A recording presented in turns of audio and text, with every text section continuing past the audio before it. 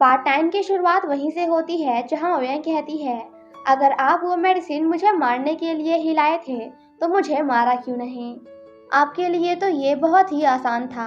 मैं बिना किसी की हेल्प के कुछ कर नहीं सकती तो मुझे मर ही क्यों नहीं जाने दिया। नेक्स्ट सीन में हम उन दोनों को कॉफी शॉप में देखते हैं जहां ओयंग अभी भी सू को इग्नोर कर रही थी। यंग कहती है, ही सुन ने बिल्कुल सही कहा था। आप मेरे पास सिर्फ पैसों के लिए आए हो, राइट? तो फिर आपने मुझे क्यों वो मेडिसिन खाने नहीं दी? क्या आपके अंदर थोड़ी सी भी शर्म बची हुई थी या फिर मुझ पे दया आ गई? मैं पागलों की तरह आपके साथ हंसती खेलती रही और अपनी नई विल में मरने के बाद सारी प्रॉपर्टी आपके नाम कर दी, बट मुझे तो पता ही नहीं था कि आप मेरे साथ ऐसा भी कर सकते हो। सू कहता है, मैं तुमसे बहुत ही ज़्यादा प्यार करता हूँ और वो मेडिसिन मैं अपने लिए लाया था क्योंकि एक दिन मुझे रियलाइज़ हुआ कि आखिर मैं जिंदा ही क्यों हूँ। मेरे पास तो जीने की कोई वजह ही नहीं है और अगर मैं मर भी गया तो मेरे लिए रोने वाला भी कोई नहीं है। लेकिन तुमसे मिलने के बाद, तुम्हारे साथ टाइम स्पेंड करने के बाद मेरा मन बदल गया।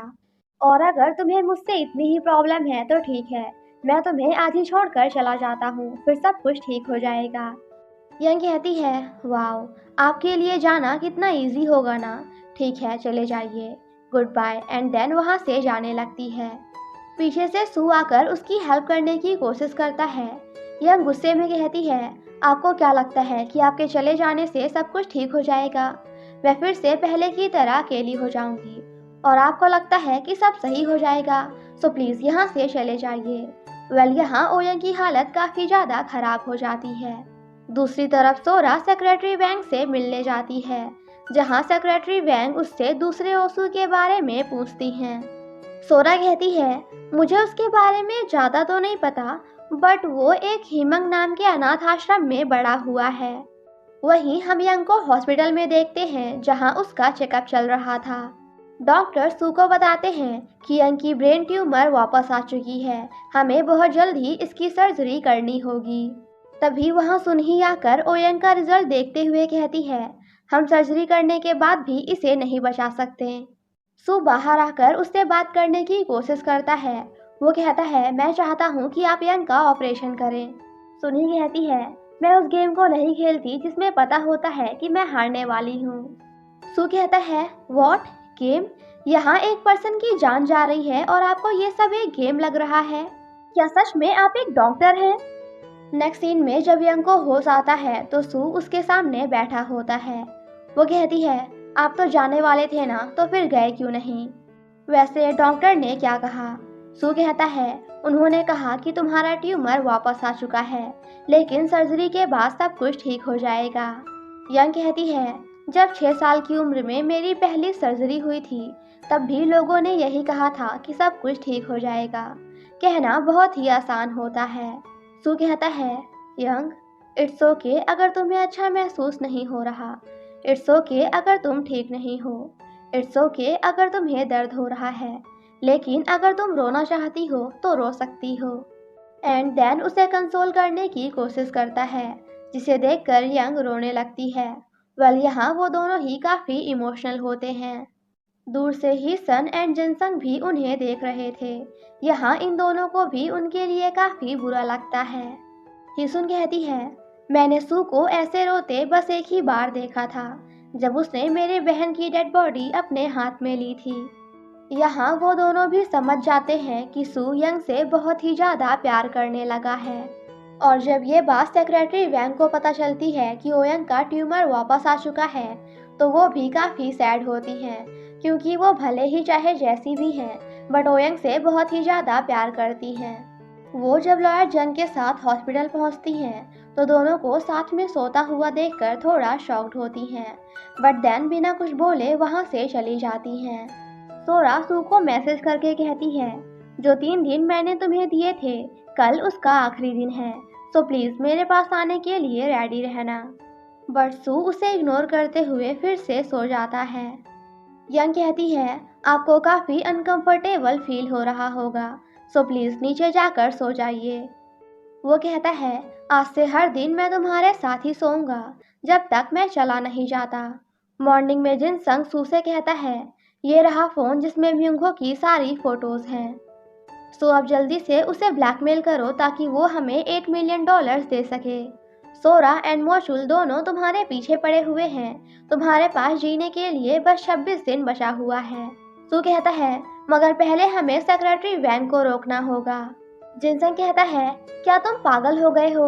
एक दिन उन सबको भी पता चल जाएगा कि तुम यंग से प्यार करने लगे हो। तो फिर तुम क्या करोगे? वो दिन ज्यादा दूर नहीं है जब मोशिल तुम्हें अपने हाथों से मार डालेगा। सू कहता है, मैं जीऊंगा, भले ही मोशुल मुझे मार क्यों ना डाले, बट फिर भी मैं जीऊंगा। पैदा होते ही जब मुझे मेरी माँ पेड़ के नीचे छोड़कर चली गई थी, तब भी 3 महीनों तक वहीं रहने के बाद भी मुझे कुछ नहीं हुआ। मैंने तुम्हारे मॉम एंड डैड को धोखा दिया, जिन्होंने मुझे अपने बच्चे की तरह बड़ा किया। मैं उनका सारा पैसा लेकर भाग गया, पर मुझे फिर भी गिल्टी महसूस नहीं हुआ। मैं तब भी जिया, यहाँ तक कि तब भी जब हीजू की मेरे सामने ही मौत हो गई।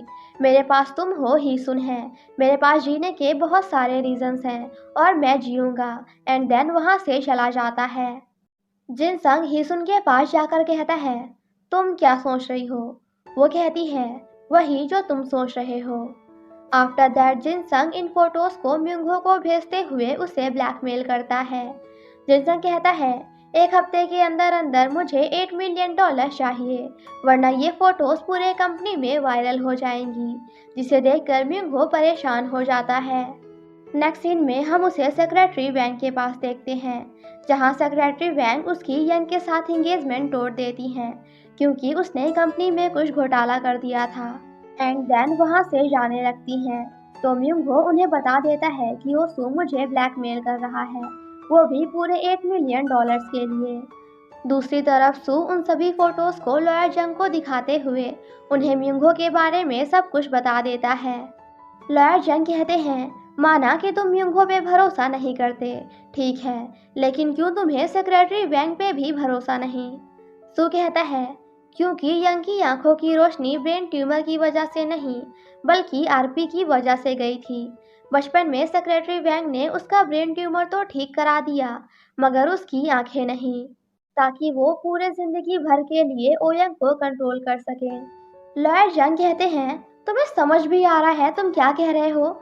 बचपन से लेकर आज तक सेक्रेटरी वैंग ने यंग को अपनी बेटी की तरह पाला है। सू कहता है, मेरे पास सबूत है। लॉयर जंग कहते हैं, तो फिर उसे लेकर आओ, लेकिन तब तक मैं तुम्हारी बातों पे भरोसा नहीं करूंगा। सू के जाते ही लॉयर जंग हॉस्पिटल में कॉल करके पूछते हैं कि डीएनए टेस्ट का क्या रिजल्ट आया। सेक्रेटरी वैंग जब ओयंग को कहीं लेकर जा रही थी, तो ओयंग कहती है, क्या हम घर जा रहे हैं? वो कहती है, नहीं, हम तुम्हारे चेकअप के लिए दूसरे हॉस्पिटल जा रहे हैं। यंग कहती है, गाड़ी रोको। मैंने कहा गाड़ी रोको, पर सेक्रेटरी वैंग रोकने से मना कर देती हैं। तो यंग जबरदस्ती ही कार से नीचे उतरकर भागने लगती है। सेक्रेटरी वैंग उसे एक चाटा मारते हुए कहती हैं, क्या तुम पागल हो गई हो? तुम्हारा दिमाग तो ठीक है ना? दूसरी तरफ सू काफी गुस्से में मीरा से कहता है, हाई स्कूल में वो तुमने भी सुना था ना, जब डॉक्टर ने यंग से कहा था कि तुम्हारे आंखों की रोशनी ब्रेन ट्यूमर की वजह से नहीं, बल्कि आरपी की वजह से गई है, तो प्लीज मुझे उस डॉक्टर के पास ले चलो। घर आकर सेक्रेटरी वैंग कहती हैं, तुम्हारा ऑपरेशन होगा, मैं कराऊंगी। यंग कहती है, बिल्कुल नहीं, क्योंकि अब मैं कोई सा भी ट्रीटमेंट नहीं लूंगी। वो कहती है, क्या तुम मरना चाहती हो? यंग कहती है, हाँ बिल्कुल, जिसे सुनकर सेक्रेटरी वैंग उसे फिर से एक चाटा मारती हैं। वो कहती हैं, आज से पहले तुमने मुझे कई बार मारा है, बट ये पहली बार है जब मैंने तुम पे हाथ उठाया है। यंग कहती है, मुझे पता है। वो कहती हैं, क्या तुम ये सब करके मुझसे रिवेंज लेना चाहती हो? क्या तुम्हें भी यही लगता है कि मैंने तुम्हारे डैड को सिर्फ पैसों के लिए मार दिया और तुम्हें म्यूंगहो से शादी करने के लिए फोर्स कर रही हूँ, ताकि तुम्हारी पूरी कंपनी हथिया सकूं? यंग कहती है, नहीं, आप तो इससे भी ज्यादा गई गुजरी हैं। कभी कभी मैं सोचती थी कि आप इंसान नहीं बल्कि एक राक्षस हैं और मैं आपको जान से मार दूं। सेक्रेटरी वैंग कहती हैं, तुम मुझे नहीं मार पाई तो क्या खुद को मारकर मुझसे बदला लेना चाहती हो? सेक्रेटरी वैंग कहती हैं, अगर मुझे तुम्हारी कंपनी ही चाहिए होती तो मैं तुम्हें ब्रेल क्यों सिखाती? तुमने उसे सीखने से मना किया और मुझे बहुत बार चाटा भी मारा, लेकिन फिर भी मैं तुम्हें सिखाती रही। मैंने तुम्हें कंप्यूटर एंड ब्रेल सिखाया ताकि तुम अपनी कंपनी को संभाल सको। यंग कहती है, मुझे याद है, आपने मुझसे कहा था यंग, ये तुम्हारी कंपनी है और जो तुम्हारा है उसे अपना बनाने के लिए तुम्हें ये सीखना होगा। तुम इस बेरहम दुनिया में तभी जी पाओगी जब तुम सीखोगी। मुझे आपका हर एक शब्द याद है। सेक्रेटरी वैंग उसे हक करते हुए कहती हैं, प्लीज सर्जरी करा लो। इट्स ओके अगर तुम्हारा ट्यूमर वापस आ गया, लेकिन सर्जरी के बाद फिर से सब कुछ ठीक हो जाएगा। सो प्लीज सर्जरी करा लो। यंग कहती है, बिल्कुल नहीं, मैं बहुत थक चुकी हूँ। मुझे शादी करनी है। इससे पहले कि मेरा भाई मुझे छोड़कर चला जाए, मुझे शादी करनी है। मैं उसकी आंखों में एक आखिरी बार ब्यूटीफुल दिखना चाहती हूँ। और वैसे भी अगर मेरी शादी हो गई तो सू को मेरी चिंता कम होगी। वो जाने के बाद भी मेरे लिए ज्यादा परेशान नहीं होगा। सेक्रेटरी वैंग कहती हैं, ठीक है, हम तुम्हारी शादी की प्रेपरेशन स्टार्ट कर देंगे, लेकिन उसी टाइम पे तुम्हारी सर्जरी भी होगी, सो प्लीज रेडी रहना। यंग वहाँ से जाते हुए कहती है, मैं सर्जरी तो कभी नहीं कराऊंगी। सेक्रेटरी वैंग कहती हैं, मगर मैं करा के रहूंगी, क्योंकि तुम्हें सिर्फ ऑपरेशन रूम तक ले जाना मेरे लिए कोई बड़ी बात नहीं है। दूसरी तरफ सू को पता चलता है कि वो लोग जिस डॉक्टर को ढूंढ रहे हैं, उन्होंने तो 10 साल पहले ही इस हॉस्पिटल को छोड़ दिया था। नेक्स्ट सीन में हम उसे सोरा के साथ देखते हैं। वो कहती है, सेक्रेटरी वैंग को पता है कि तुम यंग के पास उसके लिए नहीं बल्कि पैसों के लिए आए हो, लेकिन उन्हें ये नहीं पता कि तुम यंग के असली भाई नहीं हो। अगर तुम आज यहाँ मुझसे मिलने नहीं आते तो मैं उन्हें सब कुछ बता देती, मगर तुम आ गए। सू कहता है, मुझे तुम जैसी धोखेबाज फ्रेंड नहीं चाहिए। प्लीज तुम मिस्टर किम के साथ ये सब करना बंद करो। आई मीन उन्हें धोखा देना बंद करो, क्योंकि उन्होंने तुम्हारी फैमिली को पाल पोस कर बड़ा किया है। वो तुम्हें तब से सपोर्ट करते आए हैं जब से तुम सिर्फ 16 साल की थी, और तुम्हें पता भी नहीं था कि आखिर तुम चाहती क्या हो। सोरा कहती है, मगर मैं तुमसे प्यार करती हूँ, उससे नहीं। सू कहता है, तुम्हें मुझसे प्यार नहीं बल्कि ऑब्सेशन है। लब तो बहुत ही सिंपल होता है। अगर एक ने कह दिया कि इट्स ओवर, मतलब सब कुछ खत्म। लेकिन अगर तुम उसे खुद को प्यार करने के लिए फोर्स करोगी तो ये प्यार नहीं बल्कि ऑब्सेशन है। प्यार कोई खेल नहीं है, इसलिए इसमें धोखा भी नहीं होना चाहिए। और तुम चाहे कितनी भी कोशिश क्यों ना कर लो, मगर ऑब्सेशन को प्यार में नहीं बदल सकती। वो कहती है, क्या तुम यंग से इतना ज्यादा प्यार करते हो कि उसके लिए मरने को भी तैयार हो? सू कहता है, एक दिन तो मुझे मरना ही है, फिर आज ही क्यों नहीं। सोरा कहती है, मगर वो तुम्हें सिर्फ अपने भाई की तरह प्यार करती है। जिस दिन उसे पता चल जाएगा कि तुम उसके भाई नहीं हो तो सब कुछ खत्म हो जाएगा। सू कहता है, टाइम आने पे मैं खुद ही उसे छोड़कर चला जाऊंगा। एंड देन वहाँ से चला जाता है। पीछे से सोरा चिल्लाती रह जाती है कि अगर तुम यहाँ से चले गए तो मैं सेक्रेटरी वैंग को जाकर सब कुछ बता दूंगी। सू जब वापस आता है तो सेक्रेटरी वैंग कहती हैं, कल यंग म्यूंगहो के पेरेंट्स से मिलने जाएगी। मैं उसे ले जाना चाहती थी, बट वो तुम्हारे साथ जाना चाहती है। सू कहता है, शादी से ज़्यादा इम्पोर्टेंट उसकी सर्जरी है। वो कहती हैं, अरे वाह, ये पहली बार है जब हम दोनों एक ही चीज़ चाहते हैं। लेकिन यंग ऐसा नहीं चाहती। वो पहले शादी करना चाहती है एंड देन सर्जरी।